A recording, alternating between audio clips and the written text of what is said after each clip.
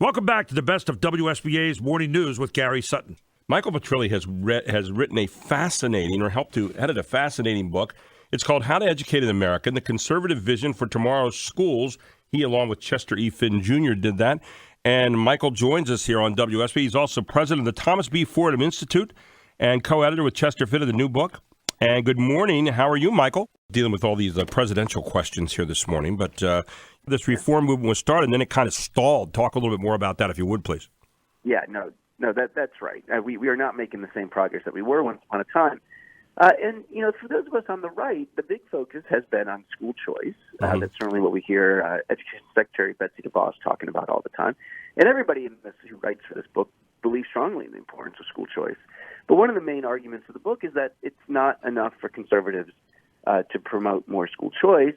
We also have to pay attention to what is happening in the traditional public schools because, like it or not, that's where most of the kids are overwhelmingly.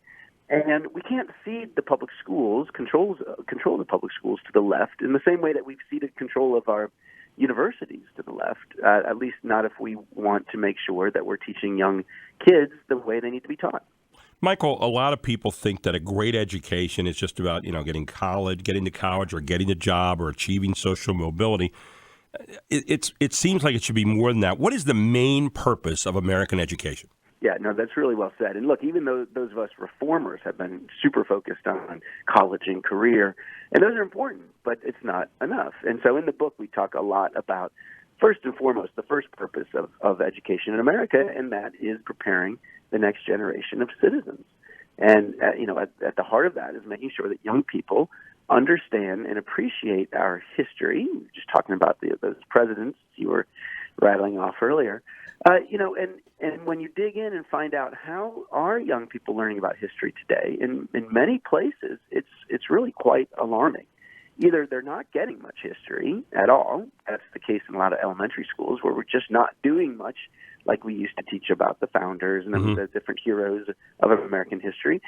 Or if there is a history being taught, especially in the older grades, it's all, blame America first. It's all not just America's history, warts and all. It's only the warts.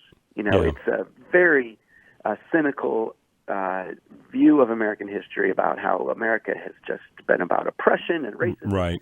And nothing at all about how there's been this wave after wave of Americans who have tried to help our country live up to its lofty ideals. Well, you're talking to an old American history teacher for 25 years before I got into this, and we didn't teach it that way. And I put out there blemishes and good things and extolling the virtues of our country because we were based on liberty and freedom, which brings me to civics, okay? Not just history, but civics, the cultivating a respect for America's history and character formation of this country. And we have dropped civics from most courses or most curriculums. And, it seems like America is getting a great civics lesson right now, even for our adults as well as our kids. But getting back to the idea, was there anything wrong with pushing the idea that there were civic responsibilities? Because I think we've lost the sense of rights with responsibilities. And I put that directly at the dropping of civics because we're not educated. We're not getting that. We're ignorant of that overall as a country. Yeah, no, I think that's right. And there's certainly many chapters in the book that write about what we can do to bring that back. Now, when you look at civics education throughout America, again, if it's happening in the schools, it tends to be pretty boring. Maybe we'll teach kids the basic mechanics of the government. Or there's been this new push, again, from the left that's called action civics that tends to be more about, hey, let's get kids out there into the community doing things, right. Seeing what it's like. That could be okay, but in many places that tends to be promoting progressive causes. It's not balanced. It's, encouraging kids to go to a climate change rally, not so much going to, an anti-abortion rally. And despite the discipline they're supposed to have of being in class that day and all that kind of thing, and it does end up being kind of the Hitler Youth light, I think, in terms of getting people out there and, again, politics seeping into every aspect of our lives. How can American history and civics be taught to kind of get a thoughtful kind of patriotism involved here and still acknowledge our nation's failures? About 30 seconds left in this segment. Look, first of all, we can look back to how we used to do this. We have, a lot of people can remember being taught in a way that was patriotic, and that was both patriotic and critical. And it means, again, warts and all. If you're going to use a text like a lot of schools do, go for it. Yep.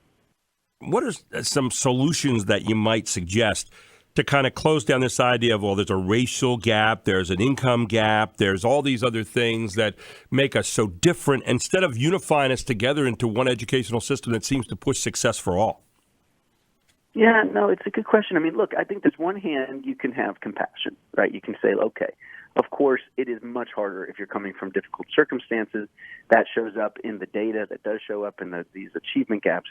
On the other hand, you can talk about what President George W. Bush said was the soft bigotry of low expectations. You're not actually helping the child by saying, well, because we know you're coming from tough circumstances, we're going to lower the bar. We're going to not expect you to do as much academically. Here's the big problem right now, Gary. It's more around discipline. There's this whole push right now to say, well, we shouldn't discipline kids. We shouldn't suspend them. That makes them feel bad. Instead, we should, get them talking about their feelings when they misbehave.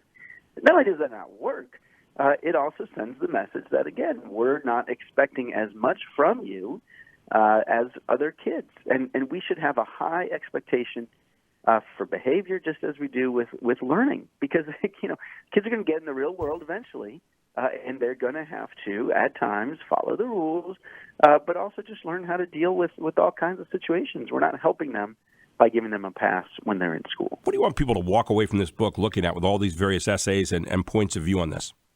Yeah, look, I think that what we want more than anything else is for people to re-engage in some of these great debates that have been happening. Education reform, it's not just about getting school choice, as important as that is. It's not just about accountability and testing.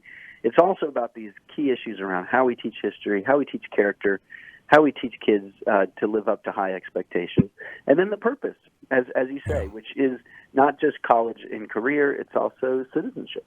And finally, understanding that the greatest product that we have to produce in this country is our schools' children, and making sure that we put our children out there to be good Americans and at the same time understand things and maybe take some of the politics out of this whole mess also. Where can people pick up the book here, Michael? They can find it anywhere they get their books, but that certainly includes Amazon and also at the Templeton Press website, which is the publisher of the book.